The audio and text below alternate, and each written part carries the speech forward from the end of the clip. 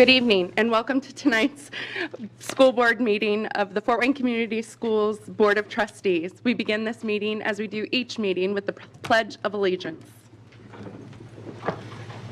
I pledge allegiance to the flag of the United States of America and to the republic for which it stands, one nation, under God, indivisible, with liberty and justice for all. And now we have roll call of members. Good evening, Steve Corrado from the 5th District. Good evening, Julie Hollingsworth, District 1. Jennifer Mathias, District 2.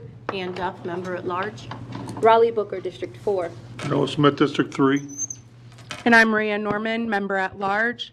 To my left, we have Dr. Mark Daniel, Superintendent, Fort Wayne Community Schools, and our clerk of the board, Angie Filler. And I promise I'm getting to my spot as quickly as I can. All right. Okay. I'm getting there, I promise.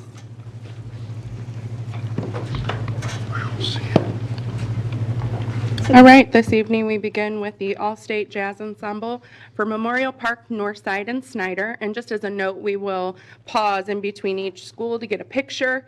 So I will, yep. It is recommended that the board recognize students from Memorial Park Middle School, Northside High School, and Snyder High School for their participation at the Junior Jazz All-State Ensemble and the All-State Jazz Ensemble Conference. Annually, the Indiana Jazz Educators Association offers both a Junior All-State Jazz Ensemble grades 7 through 9 and an All-State Jazz Ensemble grades 9 through 12. Experience at the IMEA Professional Development Conference. These ensembles feature outstanding musicians, students of IGEA, lots of acronyms tonight, members, and students that are members in good standing of their school's jazz program throughout the year. The ensembles perform as a culminating event for the Indiana Music Education Association Conference. This year, the performances for the All-State Jazz Ensembles will be held at Fort Wayne's very own Embassy Theater. We'll start with Memorial Park Middle School Junior All-State Ensemble. Miles Clark, Braxton Davis, Sydney, is it how do I pronounce that? Fricky? Frinky. Thank you. Ira Patton, John Paul Ramsey, Stephen Robles, Nicholas Wilson, Ryan Thompson, Jazz Director, and Mr. Jacob Weiss, Assistant Principal. Congratulations.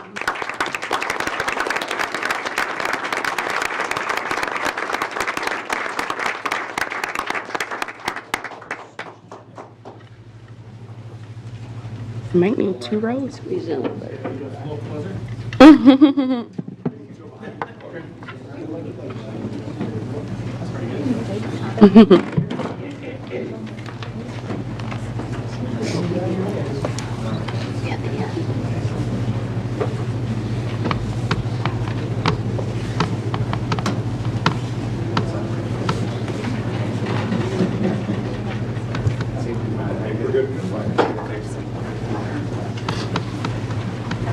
Congratulations again.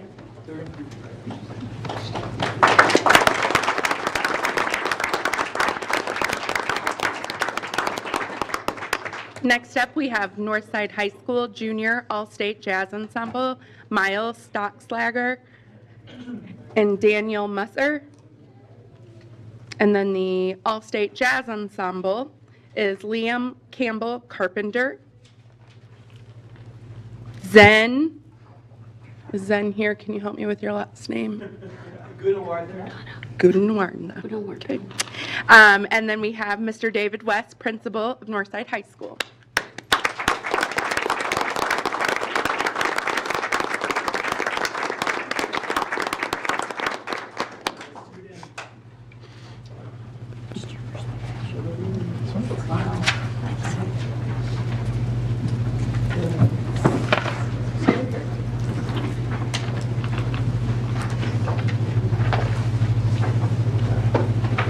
Congratulations. Congratulations. Congratulations.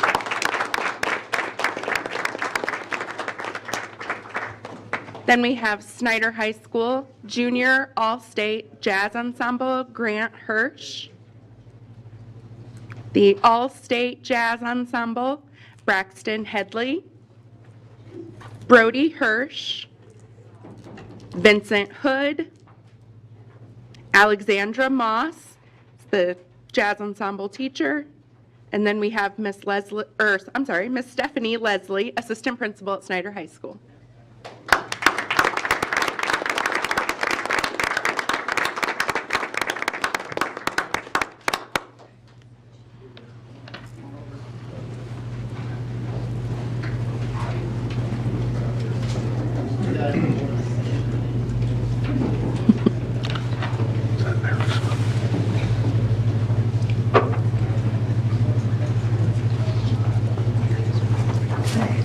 Congratulations. We have a question for you. Do we have a date and a time for the, maybe Ms. Moss can answer this, do we have a date and a time for the performance at the embassy? It already happened. Oh, it already happened. Well, shoot. Gotcha. Well, bummer. They did the hard work already. Okay, thank you. All right, next up we have the Northside High School State Wrestling. It is recommended that the board recognize Northside High School senior Jackie Shackelford for placing 6th in the 106-pound weight class. Jackie will also compete in the Indiana All-Star Wrestling Tournament against girls from Illinois. She will be representing FWCS and Northside High School. Jackie has been wrestling for 2 years, and she intends to continue her wrestling career in college. Jackie Shackelford, and then we have Andrew Klein, athletic director, and Mr. David West, principal.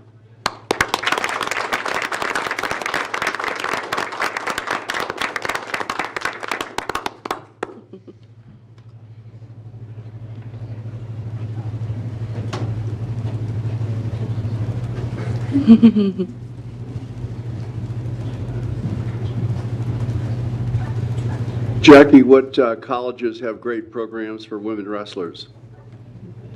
I've been looking at Manchester so far. Oh, Yeah, it's their first year of starting women's wrestling. Where? They're very excited about it. Where? Nice.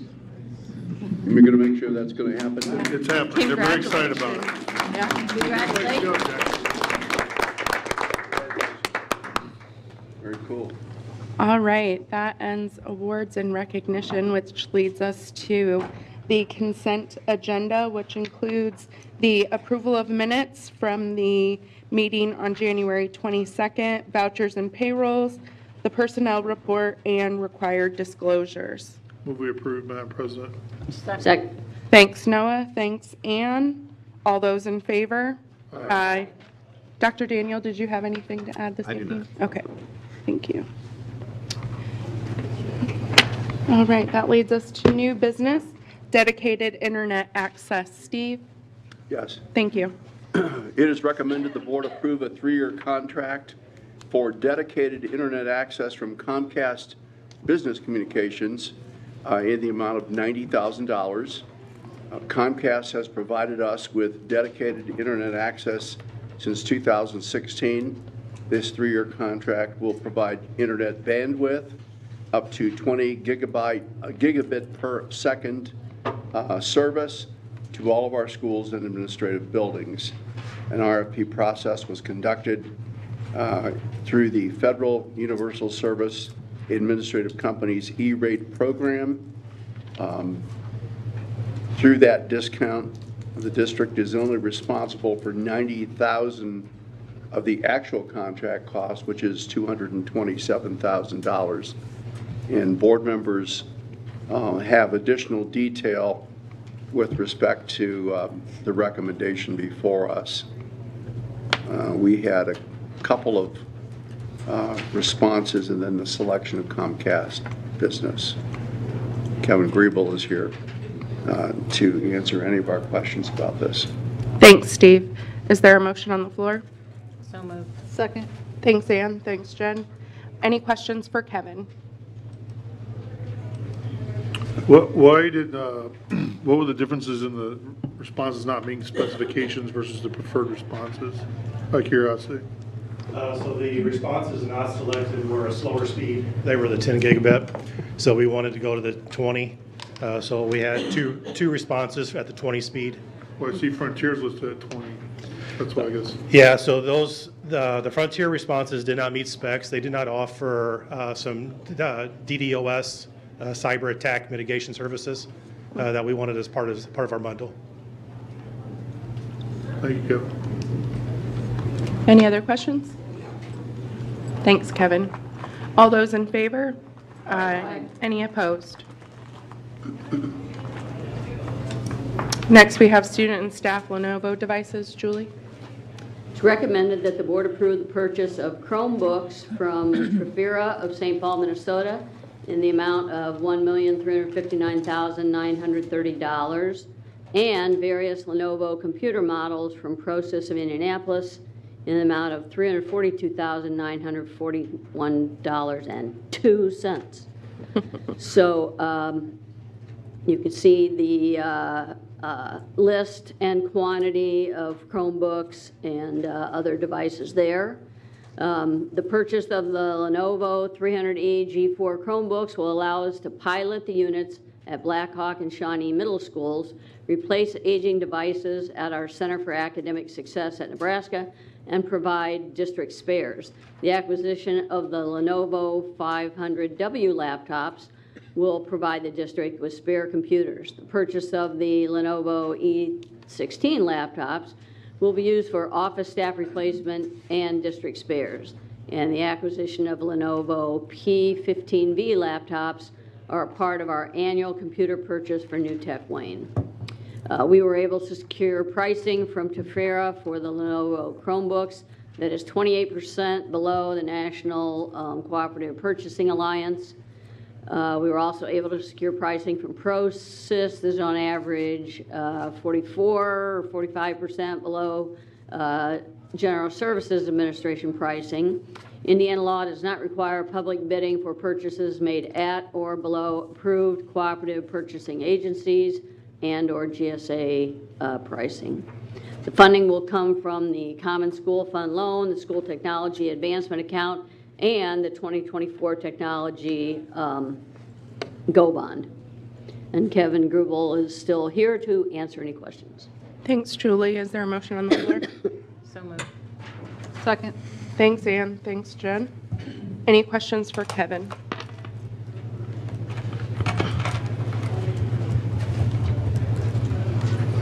Okay. All those in favor? Aye. Aye. Any opposed? Okay. Next up, we have wireless access points. Jen? It is recommended that the board approve the purchase of Cisco wireless access points from Centennial Technologies, Inc. in the amount of $744,418.90. This purchase of 745 Cisco wireless access points will replace wireless access points reaching their end of life. Schools included in this purchase are Adams, Arlington, Croninger, Irwin, and Price Elementary Schools, Blackhawk Memorial Park, and Shawnee Middle Schools, Northside and Wayne High Schools, the Career Academy at Anthus, and our Automotive and Parkview Educational Centers. A public bid was conducted through the Federal Universal Service Fund, USF, portal in conjunction with the Fort Wayne Community Schools Purchasing Department's legal requirements and procedures. Through USF discounts, FWCS is only responsible for 15%, which is $111,662.84 of the actual cost of $744,418.90. Funding will come from the Operations Fund and the 2024 Technology General Obligation Fund. Fort Wayne Community Schools preferred products, there were 4 of them, ranging from $744,000 up to $1.625,196, and Fort Wayne Community Schools selected Centennial Technologies. Equivalent products accepted by USF bidding portal but not accepted by Fort Wayne Community Schools, there were 4 of them: Vector Tech Group, Electronic Strategies, Qubit, and CDWG. in amounts ranging from $555,000 to $564,000. And Kevin is still here to answer our questions. Thanks, Jen. Is there a motion on the floor? So moved. Second. Thanks, Ann. Thanks, Steve. Any questions for Kevin? So that's 2.5 million in the last two projects roughly. Is there, I don't see anybody in this area, does nobody in this area offer these type of products or services? So a lot of the manufacturers work with some of the larger resellers. So to get the price point, it's kind of hard to break into that market. We've been partnered up with some of the vendors that we've been partnered up with for many years now, and they get the registered deal or the best price deal. So a lot of the local smaller resellers and vendors and stuff just don't have what it takes to get the price down. Gotcha. And then who makes up the difference between the 111,000 we pay and the 745 roughly cost? So that's through the E-rate. So that comes out of federal tax dollars. Okay. And then we apply for that this time of the year. So upon approval tonight, we'll be going through an application process, and we'll get the results back in May to June timeframe, whether if it's funded or not, and then we can make our purchases at that time. And so is that a competitive thing or just something we just have to apply for? So it is kind of a competitive thing. We typically get that. We get a 5-year budget from the USAC folks, and as long as we're within that budget, thankfully we've not met resistance of getting what we've applied for yet. The computers will be for next school year? Yes. And then these wireless access also for next school year? Yeah, so the wireless access points, as soon as we place the order and we get the equipment, we'll start our installation, if it's after hours during the school year or during the summertime or whatever we can. Will this allow speeds to improve or is there a new technology? The newer technology is it's Wi-Fi 6E. It actually allow for more computers per AP in the classrooms and in the common spaces, gymnasiums and auditoriums. So we should see a little speed increase, but we're just trying to stay in support of hardware. Thanks, Kevin. Any other questions? Okay. All those in favor? Thanks, Kevin. Aye. Any opposed? Okay. Oh, sorry, can I ask one more question? Not Kevin maybe, but maybe of Rosie or both of you. So this is coming out of the Go funds, Go bond? Could the wireless points, the Cisco items, could that have been included in that loan we got from the state that we no longer get or no? Yes, it could have. But we're not getting that loan right now, so we have to go to the Go funds. Okay. Correct, not until the fall will we get that loan again. Okay, thank you. No problem. So, okay, one more question. Most of our technology buys in from here to the fall will be through the Go fund versus that loan? Yes, Kevin has put together a plan, and it's a plan that we normally use for the spring Go bond, or for the... Spring buy. Yeah, the common school. Thanks, Kevin. Okay. Next up, we have Northside School Fire Protection Project. Ann? It is recommended that the board approve the following construction contract from Current Fire Protection for the base bid amount of $159,798 for the 2024 Northside High School Fire Protection Project. The project consists of dry system fire suppression piping replacement and installation of a new nitrogen generator in the auditorium at Northside High School.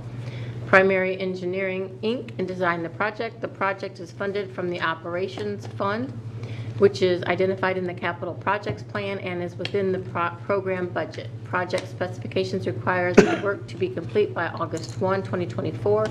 We had 2 bids, one from Current and one from Shambaugh, and Current came in about $13,000 less. And Darren Hess is here to answer any questions. Thanks, Ann. Is there a motion on the floor?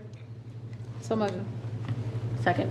Thanks, Jen. Thanks, Ann. Any questions for Darren? How does this work? Hopefully we never have to check to see if it works. It's just a different type of system, so you have less damage when it goes off, if it does, since it's in the dome of the auditorium versus a typical pressurized wet system.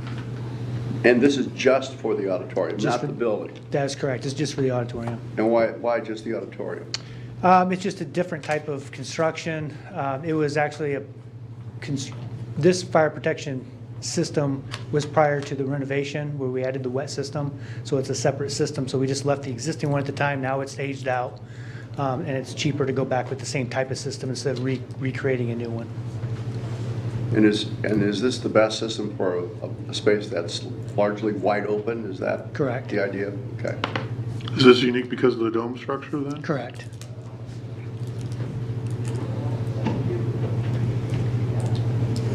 Any other questions? Thanks, Darren. All those in favor? Aye. Any opposed? Next up, we have plumbing PPI projects. It is recommended that the board approve the following construction contract with Shinkle Construction, Inc. in the amount of $462,235 for the 2024 plumbing physical plant improvement PPI projects. The project consists of partial plumbing fixture and distribution replacements in 4 buildings. Primary engineering designed the project. The project is funded from the operations fund, which is identified in the capital projects plan and is within the program budget. Project specifications require the work be complete by August 1st, 2024. Board members can see the 5 bids, with Shingle Construction coming in at the lowest, and Darren is still here to answer any of our questions. Is there a motion on the floor?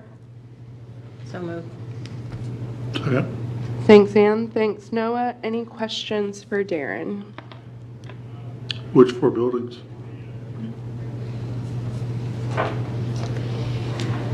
I know 2 of them. Most of the work is at Abbott doing restroom work. We're doing some plumbing work at Portage in the kitchen. And the other 2, I can't off the top of my head, I don't remember what we're doing, but we're doing some mop sinks and that. Any other questions? Okay. Thanks, Darren. All those in favor? Aye. Any opposed? Okay. Moving along, site and traffic physical plant improvement project. Raleigh? It is recommended that the board approve the following construction contract for the 2024 Site and Traffic Physical Plant Improvements Project.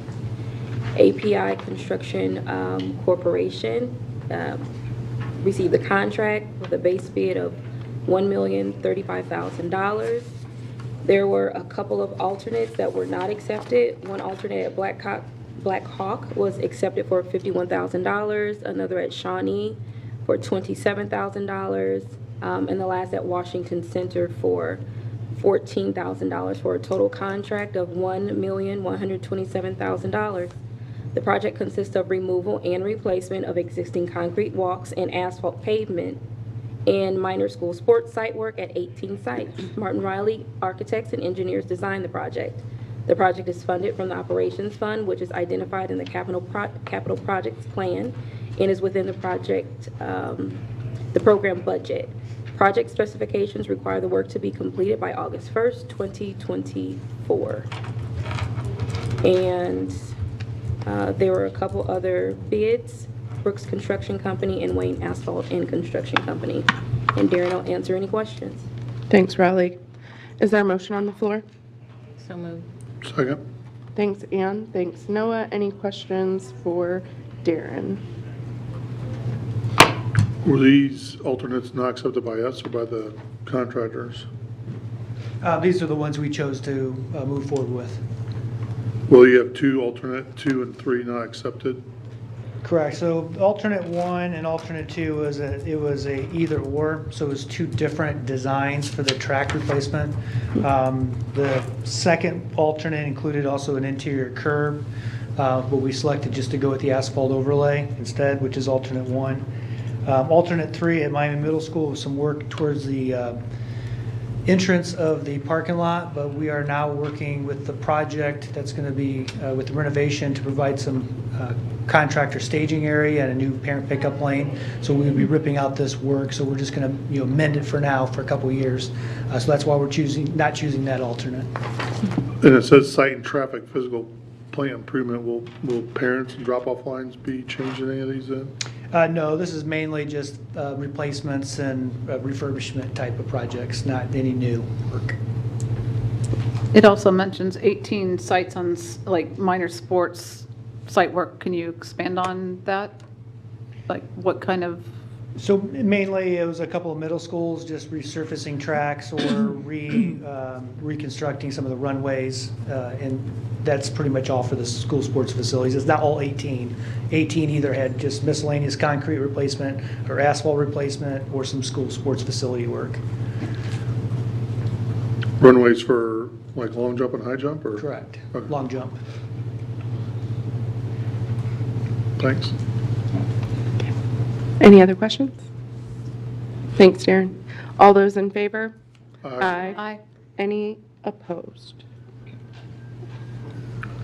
Noah, can you do the Southside High School PA replacement? Sure. It's recommended the board approve the following construction contract for the 2024 Southside High School PA replacement project. Base bid with Premier Communications for $223,860.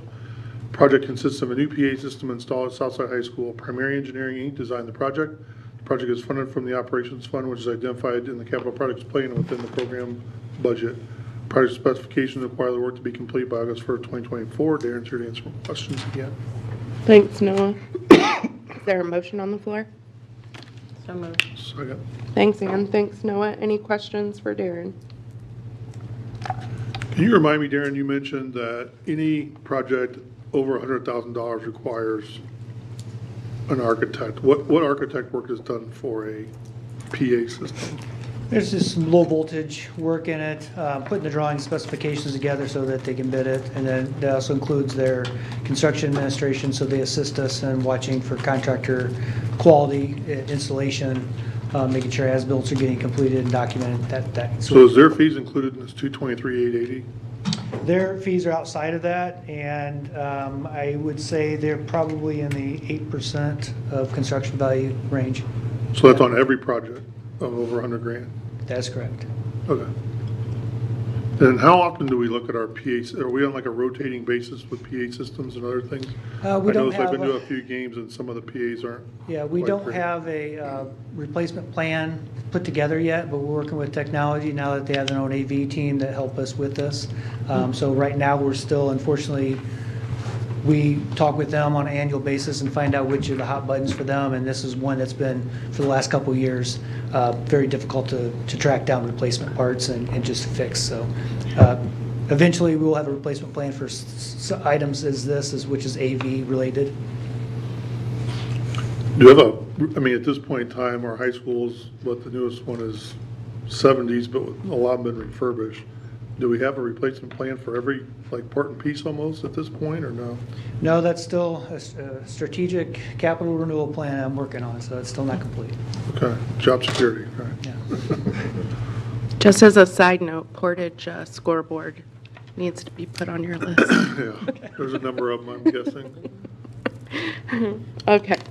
Any other questions for Darren about the PA project at Southside? Okay, thanks, Darren. All those in favor? Aye. Any opposed? All right. It is recommended that the board approve a contract with Alive Community Outreach in the amount of $500,000. This contract specifies Alive's plan to provide a peacemaker program in each FWCS high school through the end of the 2024-25 school year. The current program at Southside High School has been in place for 2 years. Services will include a co-curricular Peace Club, a summer Peacemaker Academy, and a school day community volunteer program, the Grannies and the Grampies.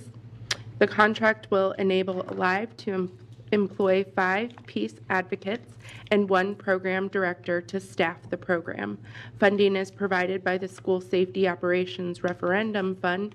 David Amon, FWCS General Counsel, and Matt Schiebel, Executive Director of Safety and Community Partnerships, will be available to answer any questions. Is there a motion on the floor? Move for approval. Second. Thanks, Julie. Thanks, Raleigh. Any questions for David or Matt? How do we arrive at this contract amount, the dollars?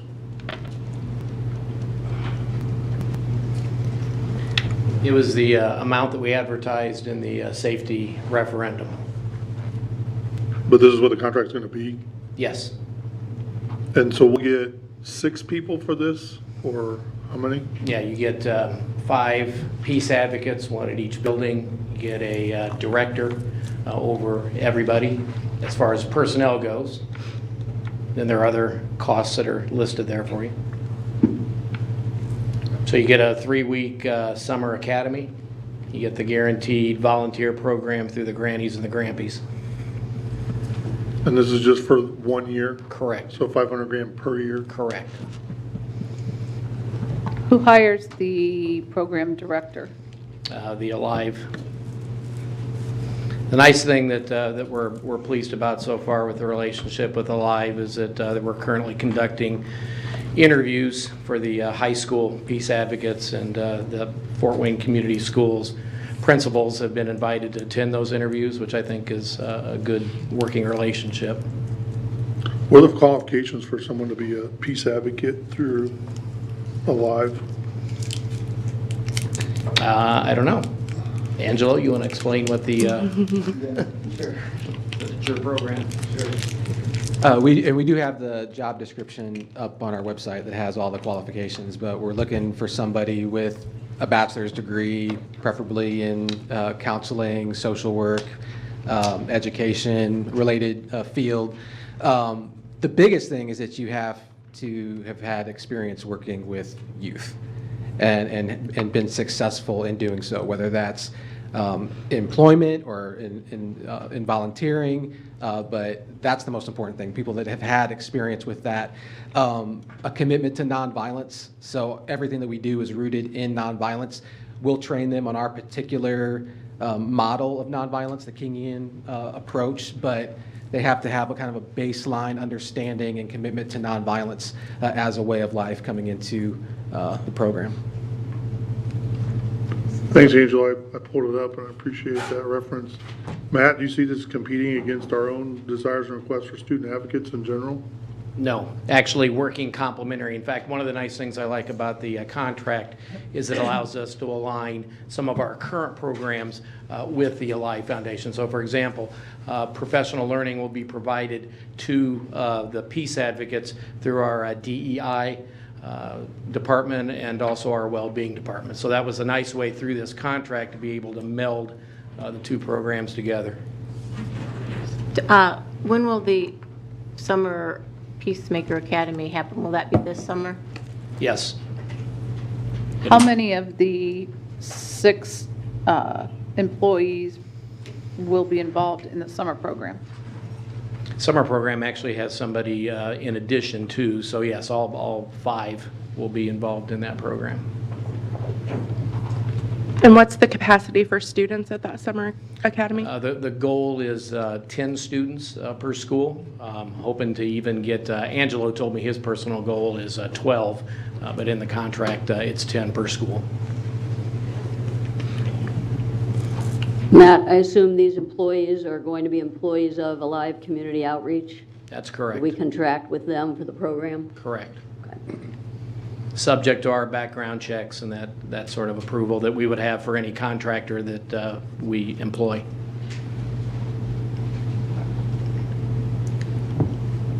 Angel, do you have anybody in mind for these type of roles, or is there a pool of candidates you feel are out there? Yeah, we've actually encountered a problem. It's the best possible problem to have. There are a lot of really strong candidates that we have. So we've been in the process of conducting interviews over the past couple of weeks. So right now, the plan was to phase this in and do a couple schools at a time this year, but we have more than a couple really strong qualified candidates right now. So, yes. So does that mean we'll see each school next year with the program? Yes. Yes, so the plan for this year initially was to bring on Northside and Northrop. But now, because of the candidate pool that we have in front of us, we're having conversations about accelerating the other 2 schools, but definitely fully operational in all 5 by next school year. That's great. Is Peacemaker modeled after another program? So it was inspired by there's a school in Chicago called North Lawndale College Prep, and we went there and visited them. They implemented some Kingian nonviolence programming in the school, reduced fights by 70% the first year, and so we were learning about them from afar. We went to Chicago to learn more about them and the work that they were doing, and so they have a summer academy that's part of what they do. And so we loosely based our model off of that school, but they kind of, or that summer academy, but they have students from different schools that are part of that academy. It's not just one school. But you're not aware of another program like this out there in public? No. Yeah, that was the main school that inspired what we're doing, but we haven't found anything else that's. So are you at a point ready to brag at state and national conferences about what we're doing here? This gentleman who has no authority at all says we are. I was just going to ask if we had some, I know when we talked about selling the referendum, promoting the referendum, we had data to back up from, I think, the first quarter, so I wonder if we've got semester data yet. Sorry about that, Steve, but maybe. Last year we had we count the days of peace. So Right. every 10 days apiece, you get an extra minute of passing period, which is why we need a good PA system at Southside, so we can play music. Right? And so we had 3 stretches of 10 days apiece, with our longest was 14 days in a row last year. This year, with the implementation of the peace room and all that, we've had 5 stretches of 10 days apiece. Our longest day was 22 days, and we had a 17-day stretch as well. So it's about creating a culture, a piece. Right. I think having the student advocates working side by side has been helpful, because sometimes a kid will relate to me more than one of them, or vice versa. And so it's been a real team approach, and we use a room. If there's a fight or something, bring a person in the peace room, we work together. So it's worked really well. So, and I think, what I really love is when we first started interviewing these kids, and to do the Peace Academy, they said, I'm tired of the ghetto narrative. We're called ghetto. And I said, it's time to change the narrative. And the fact that we're in this place right here, we're changing that narrative. And I think, Southside has been able to show the rest of the school board, hey, there's something different here. There's something we got going on that's beautiful. And I think now the next step is for 4 Wayne Community Schools to show a model to the rest of the United States, because in reality, it's jacked up everywhere. Are you the peacemaker at Southside? Yeah, I'm the peacemaker, man. Well, the reason I raised the question is that I attend a lot of state and national conferences, and behavior, of course, is an issue that is raised and talked about. And I don't hear anything like what we have. Yeah. And I just think I'm hoping that we're at that point that we can begin to tell people what we're doing here. And the see indirect the benefit hunger in the kids and things like that. I mean, running a peace club at Northrop, I'm not there hardly at all, and I showed up last week and 27 kids are showing up for it. I think they're asking you to come to the microphone and speak if you could. But I'm serious about this, is that, the other benefit of sharing and bragging about what we do is that there are people who have money, foundations that are looking for good projects, and quite honestly, I think this is one. So I would encourage you, Angelo, to really begin taking a look at those opportunities here in Indiana and then statewide, nationally as well. Yeah, I mean, it's a movement at this point. I mean, we started, my wife Marie and I started this at Southside with 12 students. We had no idea what to expect, but we found out real quickly, as Chris was saying, these kids are ready to lead the way. And in the midst of all other kinds of things that's going on, that's on our minds right now with youth and violence in our community. Absolutely. We got to follow their lead, and so often we create these programs and say, have the youth follow us, because they're our future, they're our present, they're the right now. And so they are showing us that at Southside. And so, absolutely. How's it been working with either you, Chris, if they want you at the mic, or Angela, to talk about your working in a relationship with the student advocates there at Southside that I know we've had for a little bit? How's that been going, and what's Where's the boundaries and stuff like that? How do you guys get? Yeah, it's been great. I mean, it's really a team effort. We get along really well. And I think that's one of the strengths that I see of what we have with the referendum is all these pieces working together. You know, because, you know, last year it was more effective than the year before, but this year is even more so. I think because we have the peace room and that sort of thing, but it's because of the advocates as well and the mental health folk that's in there. Like at first she didn't have an office, so she just used the peace room, and I just go on walks, you know. And so you working together is key, and I think that's what's made it work. We can be talented and have all this great programming, but if the school board and the principals and things aren't working together, so this really isn't just an Alive thing, it's a Southside thing. And now it's becoming a Fort Wayne community school thing. And that's what we want. We don't care about the name. We want it to be a school thing because, like I said, the problems of violence are everywhere. I've come from Philly, and the Philly violence has really risen since the Rona. You know, it's jacked everybody up. And so being able to really be able to address these issues and have kids kind of emerge up, and they want a sense of belonging. That's why there's so much gang issues here in Fort Wayne. It's because they want to belong. And if we can begin to give them opportunities to belong, to do something good, some of the kids are stepping up to that challenge. Well, talk about a situation where you might handle with a kid versus a student advocate. I guess, could you expound on the different roles you guys serve and what the different jobs you do? A student advocate will say, hey, look, you need to get to your class.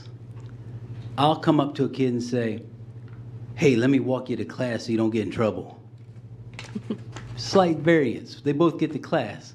But, you know, sometimes it's a little bit different. And the way and I have a room, you know, and so initially I did a lot of walking like the student advocates. But now kids are coming to my room all the time. And the kids just want to be heard. And so I have a little more time to where I can really listen to a kid. Not that the student advocates can't, but they also got to monitor the halls and things like that, where I'm reduced to my room. And if no one there, I can walk the halls and that sort of thing. But yeah, we work together. Today there was a fight. Daggone it, piece count broke. But you know, and they were able. That happened when I was talking to some other people, and they were able to bring them into the peace room, and together we kind of worked together, kind of de-escalating and that sort of thing. And so, So really these kids were not fighting when they left your room? They were fighting in the commons, and then they brought them in, and so we split them, and we won't get them together right away. Okay. It takes some time to calm down, but and that's a good thing. I tell some of these kids, I'd rather them fight in the schools than to fight outside of the schools. I mean, one time I broke up a fight outside of school, and a gunshot went off just before I got there. You know, and at least with the referendum, we have these metal detectors now, there's weapons detection systems, and so it's creating a safe place. You know, and I think the key though is. And I tell the kids, right? So when they fight, it doesn't make sense to me, but it squashes beef. For some reason, if we have beef and I punch you in the face, you punch me in the face, somehow the beef is squashed. We don't fight no more. But in reality, it doesn't really solve the problem because what it does is it squashes the beef down deep and it doesn't get rid of the issues. And what happens is their anger fuse gets shorter and they eventually pop off again some other way. And the other day we had these two girls come in, and these girls, they were fighters, and they were ready to go at it. And finally, because I knew them both, you know, I was able to talk them into, let's just really squash the beef by talking it through. And we got done talking it through after a while, and they were able to be heard because a lot of the communications happen on Instagram, and it's not as effective as face-to-face. And we got this stuff, and we worked it out. Then I asked them, I said, look, I need you to be truthful with me. Don't just say what I want to hear. But did we squash the beef in as effective as a way as if you would have punched each other in the face? Because if it's not as effective, we need to work on something else. We got to find something that works in the streets because that's where the killings are happening. And they said it did. It said, yes, it really worked. And I'm finding that the more this happens, we model a different way. Kids are coming in saying, I need to bring so-and-so in the peace room. Ooh, all right, just calm down a little bit, you know, calm in, you know, maybe tomorrow, you know. And, but it's creating a space for people to have an alternative way of dealing with conflict. And that's what's happening in Southside. Would you mind sharing that microphone with, I just checked with this peace granny who's sitting in the first row here. Watch out for the peace grannies. That's what Google says her title is, but I want to know more about it. Good evening, Lynn. Thank you, Mr. Corona. Yes, I'm, I think you can hear me. Yeah, I'm part of the Peace Granny and Grampy, and I'm also the chair of the Alive Board of Directors. And I can't tell you how phenomenal it has been to work with Southside Schools and to go in as basically a neutral representation of the community. We're not the kid's mother or father, if they have either one, or another granny or a grampy or an aunt or an uncle. We are there to listen, to support them, coach them, encourage them, ask, how's your day going? How's your semester going? Tell me how your day's been so far. We're there for all 3 lunch hours, and we typically have some kind of communication focus so that we have a starting point for talking with the kids. But it has just been great this last year now to recognize students. They recognize us, and the communication is authentic. It's very intentional, and I think that this is creating another model for how you love the school in your neighborhood. And as Chris said, we don't want fights to happen outside of school. We want school to be a safe place, and the kids really feel a lot safer knowing that there is a weapon detector when they come in. We're there sometimes early in the morning after a vacation time period, or if there's an PSAT going on, and the kids just walk through like it's, no issue at all. So, I laud the community schools for moving into the safer school mode, and I'm really proud to be associated with a school district that truly is going to be a model, not only for what other school districts in Indiana will be looking for, but the state the country as a whole. And as a Rotarian, Mark and Ann are both in our Rotary group, and peace is one of the focus areas of Rotary International. And in district conferences I've attended, there are other school districts in the state who are Rotarians are involved with, who said, we want to learn more about what you're doing. And yes, there is a lot of funding available. We're applying for foundation grants regularly, and we'll be approaching the community at large for more individual support. So we are really embracing this wonderful opportunity to bring peacemaking to Fort Wayne. I was actually approached, Lynn, don't go yet. I was actually approached just yesterday at my church about something similar, and the gentleman that approached me was not aware of your guys' work, and I suggested him contact you. Should I have him contact you, Lynn? Because he would fit into the Grampies section of the group. And if you go to Wayne TV's Positively Fort Wayne, Pat Hoffman did a piece on Peace Grannies and Grampies and Fort Wayne schools, and that's a great introduction to what we're doing. But I'm happy, Noah, to talk with your church or other people in the community who would be interested in joining this gray-haired group of cool people. And as one of the Southside students said, I didn't know old people could be so cool. I wanted to answer just a couple questions that I heard come up during the presentation. So the difference between what Chris does as a peace advocate and our student advocate is he has time to sit and dialogue with students, to take that 15 or 20 minutes to be able to resolve conflict and teach.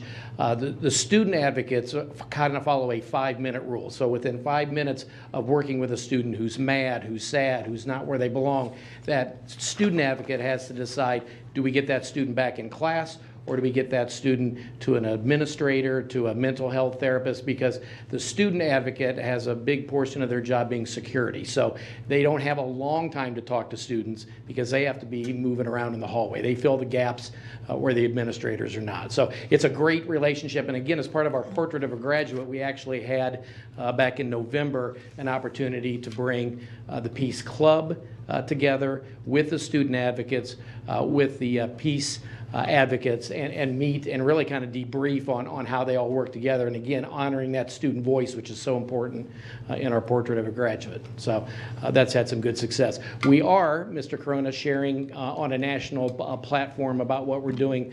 Dr. Robbins, myself, and Mike Manuel will be meeting with Dottie Davis, who has her own security group on Wednesday, and she has approached us to say, I want to hear about what you're doing as a result of the referendum, so when I go out on a national platform, I can share some of those successes. So we're looking forward to that meeting on Wednesday. As far as implementation, it'll be Northside and Northrop. We'll have the advocates in by this semester, actually. And I like the fact that Angelo said we have more applicants than we thought, so we're actually going to do a little bit of onboarding at Snyder and Wayne with hopes to have full implementation at Snyder and Wayne by first quarter of next year. But by doing some of that onboarding with Snyder and Wayne, we can start to generate that interest so we can get Snyder and Wayne kids at the Summer Peace Academy. Will there be grannies and grandpas at the other high schools as Yeah, well? that's part of the contract. So the contract delineates. The nice thing about having a contract is it delineates expectations, so we know how many people we're expecting to be there in the summer for their program. We have a minimum number of granny and grandpies per school. We have a minimum number of hours that the advocates have to work on a regular basis. So just kind of solidifying it more, because up to this point it's been a volunteer project, and so you have to be happy when you have volunteers that are stepping in and doing what they've been doing for free for the past couple of years. So yeah, a little bit more stringent, but I guess that's what a contract is for. I have one more question. You talked about the summer academy, and is that 10, was that where I heard the 10 students? Correct. And how are those students selected, or do they volunteer? I mean, where's the cutoff? Because then I just heard he went to Northrop and there are 27 kids lined up to speak with him. What happens when I'm we going to have defer to Angelo on that one. a huge amount of kids who are interested? So at this point, so we've been at Southside for 3 years, and he's there and has a Peace Club, so he knows who the kids are, and so there are already kids that we have that are lined up for the academy who've just been involved with the work we're doing in the school. To a lesser degree at Northrop, but we've got a lot of momentum there too. We've been building some things there over the past year. But in the beginning, we rely heavily on the principal, on their team, on the guidance counselors. The biggest thing is we're looking for students who are leaders, who are ready and willing to step up and lead, because they are the ones who really drive this in this whole model as far as what do they want to see change in their school. And we equip them with this framework to do it, and then we walk alongside them and help them make it happen. And so in Northside, we're going to be relying a lot on the guidance counselors and the school administration and staff to help us select who those students are. But once they do, we have an application process, an interview process, but then we finalize everything through the school and say, hey, these are the kids that we have, so that they can give their stamp of approval on those students. So each year, will there be a new set of students in the academy so that you continue just to grow it, or will the same students? Okay. Yes, so there's a cohort of 12 students. It's 10 by the contract, but our goal is 12 per school per year. So that is our cohort, but the students, so the summer academy, for instance, so we'll have a cohort of 12, but we also bring along students who've been in the academy in the past. They may be juniors or seniors, but they've been through the summer academy. We bring them into the academy as interns to help us train, to help us teach the program, and so we keep them involved. So the academy is not just a summer thing. So once you're in it, it's kind of like a fraternity. So we get together with all the student leaders. So as this grows, well, even now at Southside, we have the 12 from this year's cohort, but we have students from last year. And when we do something with that leadership team, it's all the peacemakers that are a part of that. Thank you. Yep. Any other questions? Thank you, Lynn and Chris and Angela, for your passion about the program. I really appreciate it. And don't forget to look me up when you're looking for Grammys. There you go. There you go. Nice. Okay, all those in favor? Aye. Aye. Any opposed?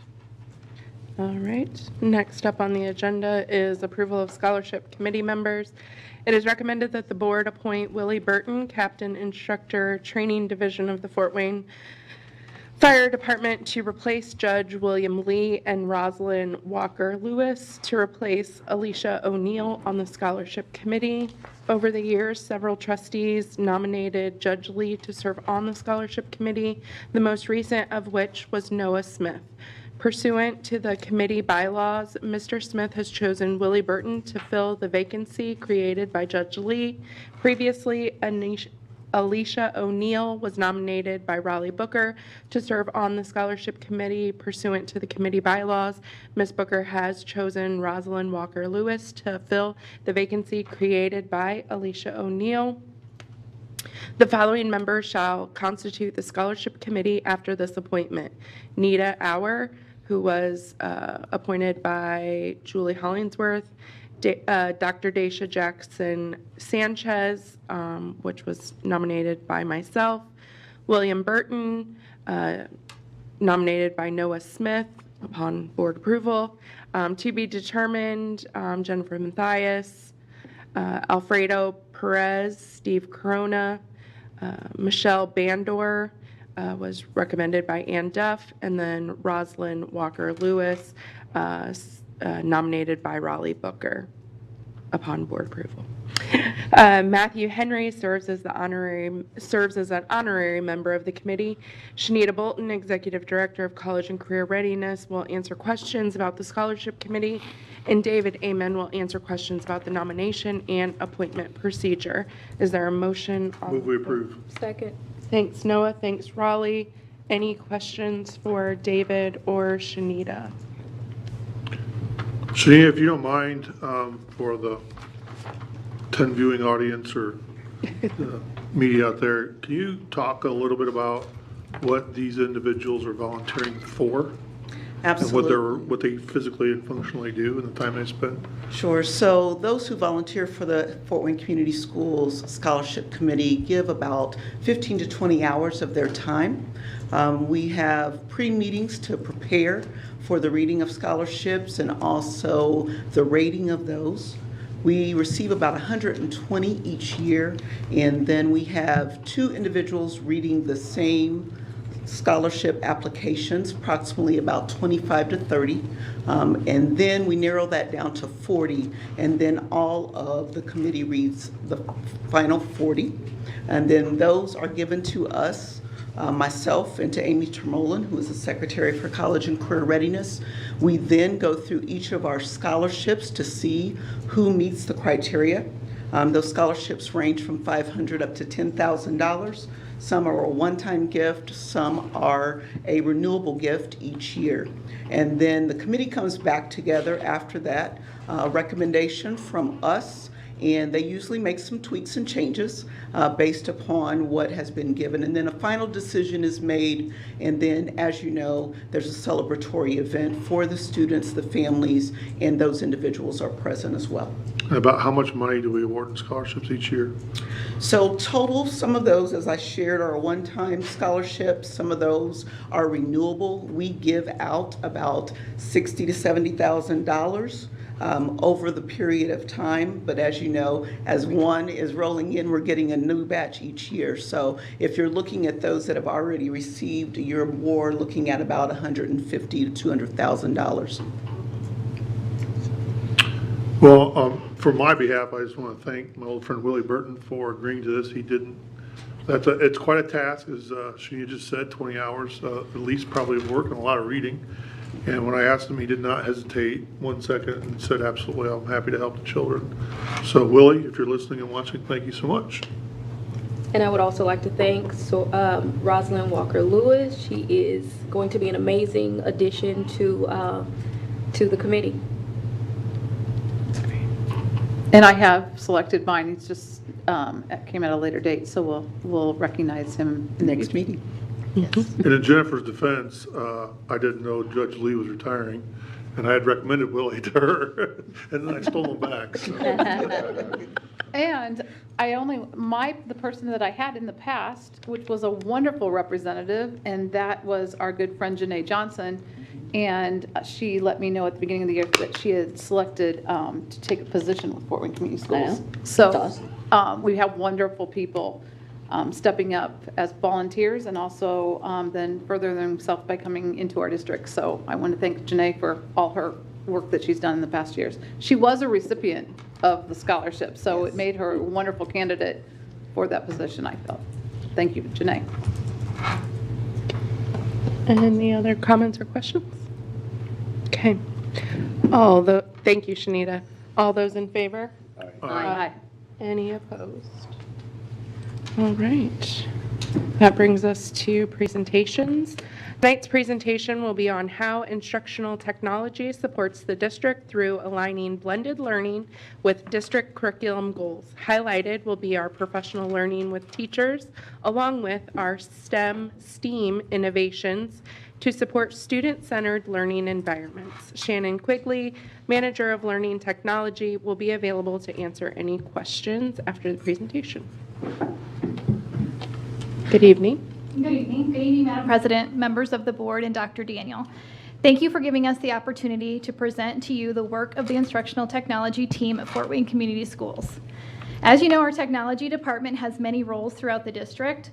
The instructional technology team is focused around best practices with instructional technology and engaging learners through online and blended learning.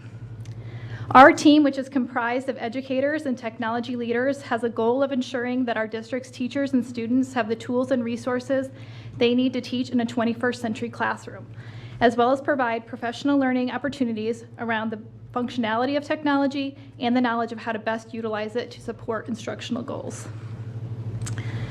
Just like every generation before ours, the world continues to move forward with technology, and the way it impacts us can be seen in our everyday actions. Just like those changes, our goal is to support our classrooms, both educators and students, so that we can prepare them for the future that they will be living and working in. Our classrooms are now blended learning environments. Blended learning is simply the combination of active learning online with active engaged learning offline, which provides students with more control over the time, place, path, and choice within their learning. As our district continues to move forward, one thing that's been at the forefront of our team's mind is understanding the needs of today's learners.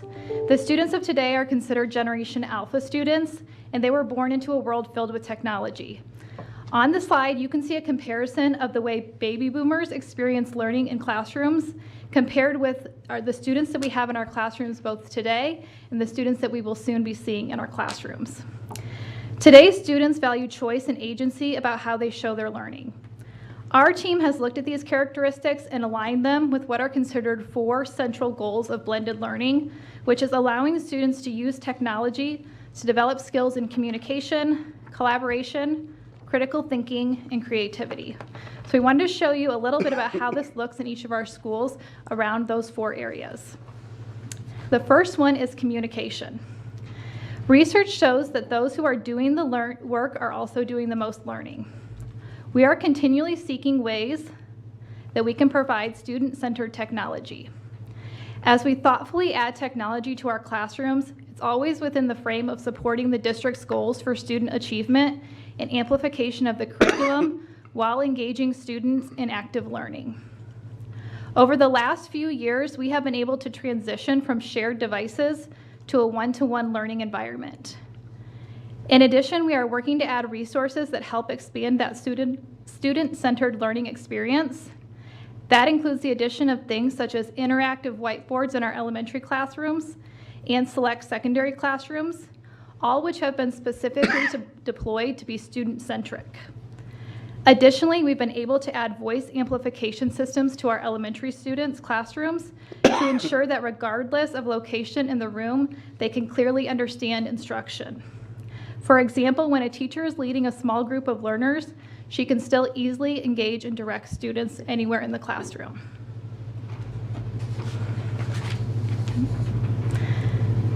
The second C is critical thinking.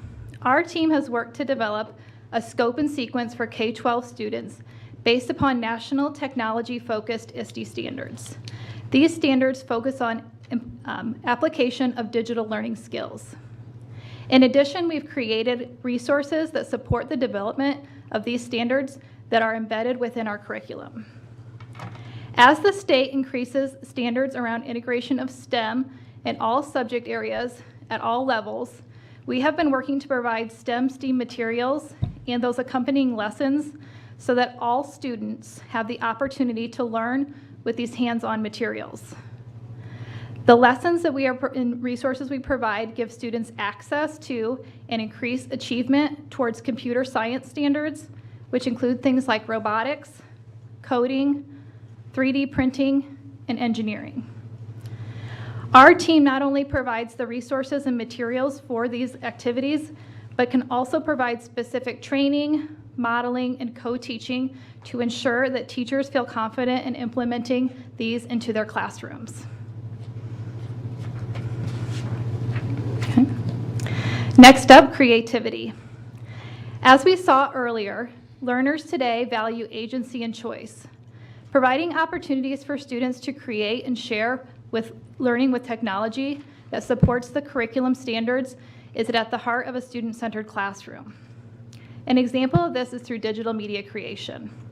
Our team has been able to work along our Portrait of a Graduate program to develop a digital media capstone that in its first year has served 6 video interns who get real-life experiences creating digital media in a corporate setting. You may have seen these videos on social media, in board meetings, and if you haven't, you're seeing one now. We are working to continually expand this program so that it is robust and at the cutting edge of opportunity for students in our district. While our interns highlight the peak of creation, we are building students' ability to show their learning through video creation, podcast, presentations, animation, and graphic design at all levels. Okay. Finally, the last C is collaboration. While generally considered a soft skill, we know now that these are the skills that students need as they move through their education and into their careers. Much like our elementary classrooms, our secondary schools have programs and courses that require specialized devices. Our secondary students are preparing for their futures with things like high-level design work, engineering, multimedia presentations, and lessons that have integrated STEM focuses. One of the jobs of the secondary team is to understand the course offerings and make sure that we can help teachers with the technology that they need to support instruction, as well as the pedagogy behind the ways to use these specialized tools. So while we love to be able to highlight these components of what we do, allowing you to see how they all come together is important. So this year we've been working closely with Northwood Middle School to focus on building a culture rooted in this student-centered learning. So we want to give you an opportunity to see the work being done there.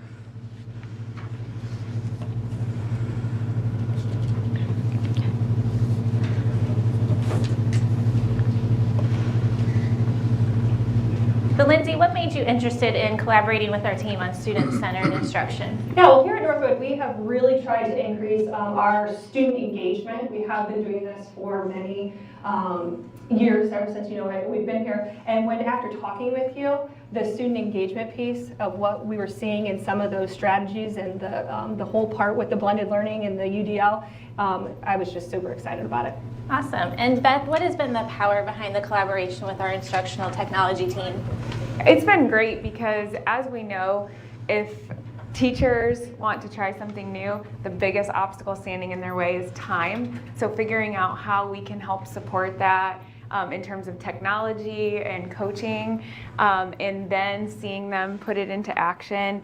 And the student output we've had has been so great that it makes teachers really excited. It's made our group excited, and the positivity has just been really contagious. Great. Let's take a look inside one of the classrooms here at Northwood. So we have cookies for Tom and Ted already. So Tom had 7 and Ted had double of 7. As a teacher, I had to change something. I was struggling to keep students engaged and invested in their learning. When this opportunity came, I was willing to challenge myself for my students. My classroom went from teacher-centered to students working in groups and vertical spaces, respectfully collaborating, which made our classroom feel safe.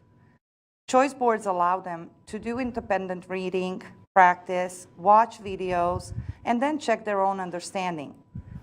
Any gap filled is celebrated because it's one less confidence obstacle conquered. Students are completing monthly projects without modeling or any type of help given in a traditional way. Ms. Rizvik, she gives one of us a marker, and one person is a writer, and like the other students, they have to ask questions to try to figure out the problem all together. She like teaches all different kinds of techniques if we don't understand, new ways, new learning. Like I enjoy math because of her, because like math is like boring. She makes stuff fun for us to learn. So as you saw in the video, a blended learning classroom allows students the opportunity to engage in each of those 4 C's: collaboration, critical thinking, communication, and creativity. And as they moved throughout that lesson, there were times when the learning was both reliant on and independent of technology. So that true blended learning is achieved when it's used with the understanding of how to effectively and purposefully embed it into the instruction. So as we continue to move forward, our goal as a team is to continue to provide professional learning and support for all stakeholders in regards to educational technology. We provide both in-person training, virtual training, on-your-own learning through HCMU and on our technology resource page. And as you can see through the grants on the screen, we feel strongly that our work in the district is supported by best practices as guided by the state digital learning team and national standards. So currently we are working on increasing our parent support site to clearly identify the tools and strategies that parents can expect to see at various grade levels to allow them to better understand and support their students at home. And we are continuing to provide professional learning that meets the needs of all teachers at various levels of expertise. Our goal is that all teachers feel prepared to effectively teach in a blended learning classroom. And as a team, we've created and continually look to improve our instructional resources for them so that all students have access to a classroom that is equitable with technology integration. Okay. As we reflect on how we are serving the educators and stakeholders of the district, we are continually analyzing the feedback from different stakeholders. On the screen, you can see data from the last 3 years on the climate survey that shows that we have maintained a consistent percentage of people who believe that they have skills needed to effectively use the technology tools and resources we have available. You'll notice a brief peak in 2021 where all things were focused on technology, but as we continue to move forward, we aim to increase these levels as we settle into a true blended learning environment. We also collect and review data regularly during our PL presentations at buildings, coaches meetings, and other professional learning to ensure that we are meeting the needs of our buildings. We also value feedback from our Ignited Conference, which is our annual learning event where we can showcase the expertise of our district teachers and national leaders with a personalized day of learning. We are very proud that over 84% of attendees of that day rated as a 9 or 10 out of beneficial status. So as we move forward as a team, we hope to continually to effectively support instructional technology and the needs of the students and teachers at Fort Wayne Community Schools. Thank you.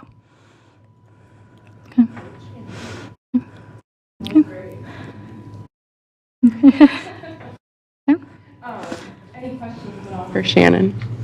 I don't have any questions, but I appreciate the fact that you stated that technology is used intentionally in the classroom. I think a lot of people think about how much time our students spend on screens and how they don't get books and things like that anymore. So the fact that you're very intentional about the use of technology in the classroom is important to me. I like that you talked about the difference between the baby boomers and the alphas. I completely see that, you know, between my mom and myself and my kids, and we have to do something different with the kids to keep them engaged. So I enjoyed the presentation, and I appreciate just the intentionality of using technology in our district. Thank you.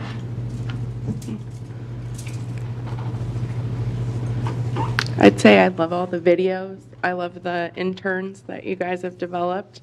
The videos and just the connection that people can have with our district through the videos. It's just fun to watch. They're engaging, they're funny.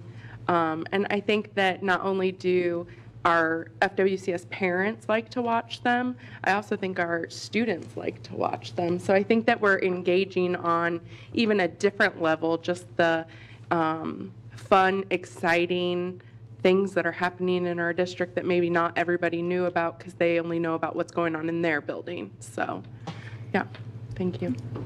When do you think you'll have the parent support thing you mentioned you guys are working on?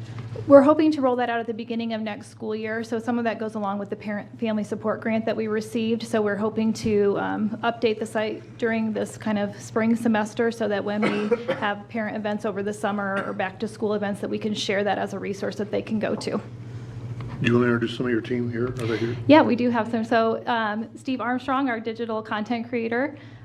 We have Sarah McClure, our instructional technology for secondary, Eric Lorber for secondary instructional technology, and we also have Sarah Scheip, who's not present with us tonight, and Rick Herber and Rachel Moyer are other members of our team as well.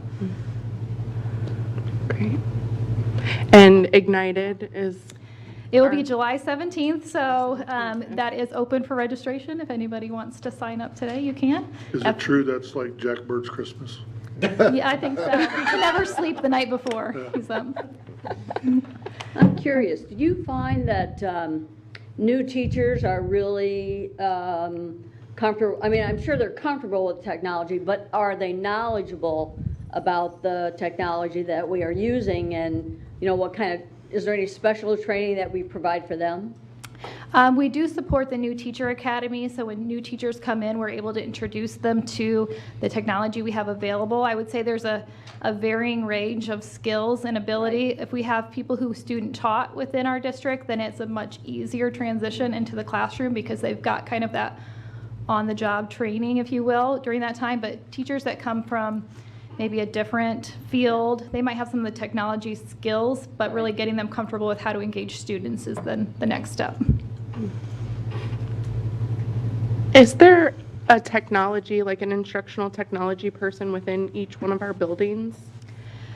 We have 2 coordinators that support secondary and 2 of us that support elementary, but we do have a building technology stipend position at each building that supports teacher. It's usually a teaching or coacher's position that just is kind of like the boots on the ground person that can answer questions quickly.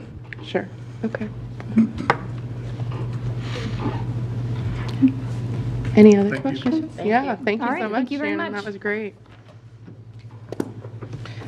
All right, that leads us to board member comments.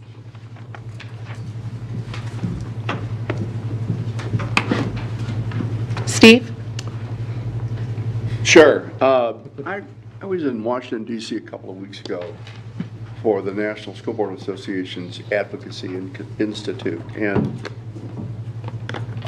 we went to the main piece of legislation that NSBA is pushing is a new approach to fully funding IDEA. And I think all of you know that it was passed in 1975 by Congress. And the understanding was that we would provide services to special needs students above and beyond what school districts were doing. And Congress promised to pay 40% of that cost. Well, they're paying 13%, which means we transfer the expense of that from our general fund. And so we really are shorting our other students because of a promise that Congress has never fulfilled. So the new approach that's being taken by certain members is to say, okay, we're not there yet, but let's consider fully funding over a 10-year period. And so that's the new approach, and Senator Chris Van Hollen from Maryland spoke to us and talked to us. There were about 500 members in the room, from members from around the country. And what he asked of us was, we need to find Republicans who believe in special education and value its importance. And so we really need to make this a bipartisan approach. And so afterwards, I approached him and I just said, I think we've got a pretty decent senator in Todd Young. Might he be a candidate? And Senator Van Hollen said, absolutely.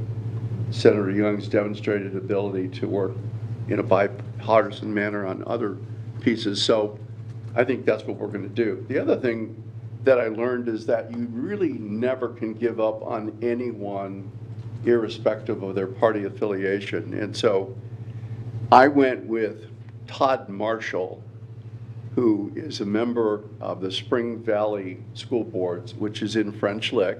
Mm-hmm. And their school is located on Larry Bird Boulevard, of course, right? Larry Bird was one of his basketball coaches when Todd played Biddy basketball, so there's a personal relationship there. But an even more important relationship is the fact that the school district's attorney happens to be Todd Young's father-in-law. So you know there's power in groups and power in your friends, and so we're going to try to work that. We also met with Dr. Larry Bouchon, who is the member of Congress from Indiana's 8th District out of Evansville, a Republican. Has never really been involved in IDEA, but what we found out was that one of his daughters is dyslexic. He's a doctor, his wife is a doctor. They had enough money to get her the necessary training. But here is a member of Congress, irrespective, again, of party affiliation, who we believe would be very supportive of IDEA. And that's how you build support for a piece of legislation that has sat there for a number of years. You really need to do the legwork. And so it was really through another Indiana school board member that we were able to develop that relationship. And that really is the value of working those events and those events in Indiana with the ISBA and trying to find elected officials who are sympathetic to what we believe and may have a personal cause relationship that would allow them to come to our side. So it's tough work, folks, and you know that. But it's important work, and so I thought I had a pretty good time in Washington, D.C. Productive time. Thanks, Steve. Nice. Oh, nothing tonight. On a little lighter note, even though thank you for informing us that and everybody listening, because I think that people have connections that they don't know that they have connections to that really could help us and help our students and help our schools. I think, honestly, everybody has a connection to public schools. Last night, I was watching the Super Bowl, and something hit me. They started panning all around to all the people that were at the Super Bowl, and they're showing, celebrities here, there, not just Taylor Swift. They had Beyonce, Jay-Z, they had a whole bunch of people, but what the commentator commented was, it's amazing the amount of talent in this building tonight, and not just our players. And I think that struck a note with me about our school district at the same time was, and Scott does our rock stars. We have an amazing amount of talent in Fort Wayne Community Schools, and it comes in multiple different ways. We have students, and we had a lot of talented students here tonight, and those teachers and those mentors to them. We have the peacekeepers here. We have the Grammys, a Grammy, and Angelo and your group, an entirely different talent. We have our teachers, we have our staff, we have our cabinet, everybody here. I think that sometimes we take that for granted that we go on a daily basis, but everybody has a talent. And those sitting up here with me, we all come from different backgrounds, do different things, but I want us to, this is Valentine's Day. So to show the love to those people in our district a little bit this week, and thank somebody for doing what they do. That because I believe that every single one of us in this building and in our district is talented in some way. And that's it. Thanks, Jennifer. Ann? Last week, or 2 weeks ago, I guess, the Tuesday after our Monday meeting, I was called for jury duty. So I actually had to go, and as you know, in the courthouse, you cannot have cell phones. And that night before, we had just talked about the pouches that we are going to pilot at a couple of schools. And so I had to start my day without a cell phone. And I had my husband drop me off at the courthouse, and I was early, so I went to the coffee shop, and instead of sitting there on my phone, I actually read a book. Then I had to go to the courthouse, and we were seated at that first level of the courthouse, all the potential jurors, and nobody had their phones, so guess what? We had to talk to each other. And then we proceeded into the courtroom. And it was interesting. I was never called up, but I got to sit there and watch the 12 potential jurors be interviewed and that type of thing. And after sitting there for 3 hours, I just thought, oh my God, I am sitting here just totally entranced in what is happening. And if I had my phone with me, I'd be like missing a lot of what was going on, because I'm sure I'd be checking my messages, checking my email, and things like that. So it was very eye-opening, but it was also, I was very aware of that, because we had just talked about not having cell phones that day before, so I was very sensitive of it, because, of course, the entire time I'm thinking, I forgot something. What am I missing? What am I missing? Because you're just so used to having that cell phone. So I guess I'm just looking forward to our students experiencing that during the school day, to see what it's like without a cell phone, to communicate with each other, to talk to each other without being interrupted by a phone, to be listening to your teachers without that interruption. So that was just an interesting experience, and disappointed I wasn't chosen, but it was just neat to experience life without a cell phone. So I suggest you try it someday. Thanks, Ann. Raleigh? I think that our students are really lucky to have Angelo and the Grammys and the Grandpeas and the Peacemaker staff, and the fact that we're able to expand this program throughout our district. The kids need to be, and not just kids, but people need to be seen and heard, and they need to be provided tools to deal with conflicts, like you said, in and outside of school. That's why so much is going on in our community. So my hope is that the cohort size can eventually grow, so that we can expand our impact of this group, and just hopefully reach more of our community and just slowly start to change not just how people see us. I think you mentioned the student said people see us a certain way, but how the students see themselves.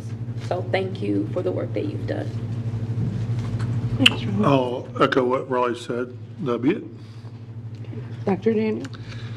So this Thursday and Friday we'll be traveling down to Carmel, and we have the opportunity to see Stephen Covey as he works with that community in Trust and Inspire. But I see how that parallels with the Peacemakers.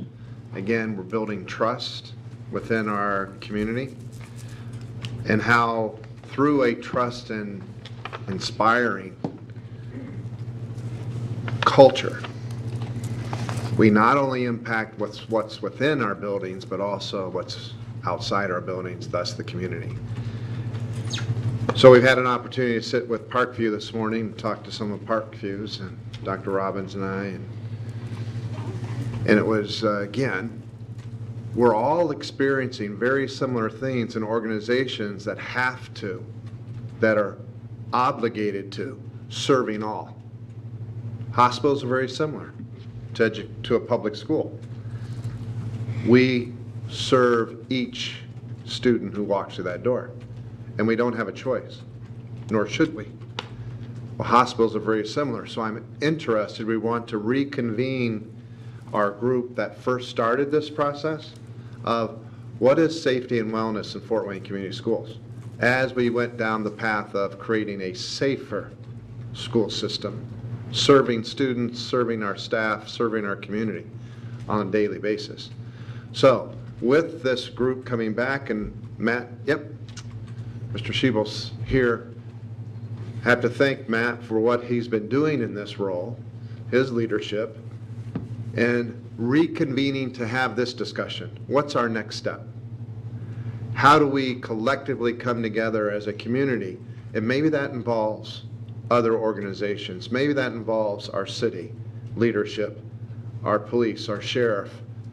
How do we do things like 10-Point Coalition as we look at each neighborhood and move this out of our community? And hopefully, and I see the common denominator of it's about peace. So, thank you. Well done. Wish you again, you have our support. Very pleased because as we create this trust and inspire culture within our district, which we have an action initiative plan working on that, it is something that will be implemented, not just talked. So, very pleased. Second of all, technology. You heard some of the 4 C's, again, communication, critical thinking, creativity, as well as collaboration. Now you're seeing how the Portrait of a Graduate and Schools of Success are merging and moving that forward. So, I don't know. I look at what's happening in Fort Wayne Community Schools, and again, I say, wow, so glad to be part of this. But again, it takes all of us to participate. So last thing I'll say, we meet this, and again, Matt's part of this, with trying to create alumni associations for all our high schools. We have Central, we have Northside, we have South, but how do we further expand? Because there needs to be a volunteer pool to do the things that we're asking to be done, but also mentoring our students, modeling for our students, and I think that's so critical. And we're at a point in time where this is more important today than it ever has been. So that will happen this week, and love to report back that we're starting to see these things truly come together. And grannies and grandpies, again, you know, I'm alumni of Northside, so as such, how do I participate in that mentoring and modeling as well? So again, thank you. It's been a very inspirational board meeting, so thank you. Thank you. I don't know that many would walk away and say that board meetings are inspirational, so that's, I feel like I had a special part in that. No, I'm kidding. So I'll keep my comments short. It was a busy weekend at Fort Wayne Community Schools. We had the middle school basketball championship. So congratulations to the Memorial Park girls and the Miami Middle School boys. Those are our middle school champions this year. We also had swimming, and forgive me, I thought you'd be right on task with Snyder's. Amelia Reinhardt won the dive, and another state champion boy Yeah. was involved. I don't Yeah. remember, sorry. And wrestling, and lots of music competitions. So our students are keeping parents busy and exciting things happening. So congratulations to all the students, and thank you to all those staff members who help orchestrate all of those things and opportunities for our students. And I'll close on a positive note. Angelo and Peacemaker team, there's been a lot of tragedy in our city lately. And I keep watching the news and thinking to myself, how am I going to help? How am I going to be a solution? How am I going to be a light in darkness? And so I just want to say thank you for the work that you do. As we were asking questions and you were sharing your experiences and your stories, all I could think was, this is hope. It's hope for our city. It's hope for our students. And I don't know about everybody else, but I need all the hope I can get. So thank you for the work that you do. And Noah alluded to it, but I hope it goes outside of our building walls. I hope it feeds into our community, and I hope that peace just fills Fort Wayne, because we need it right now. So thank you for the work that you do. Our next board meeting is on Monday, February 26th. Is there a motion to adjourn? Move we adjourn, Madam President. You guys had it in your eyes. All those in favor of adjournment? Aye. Aye. Any opposed?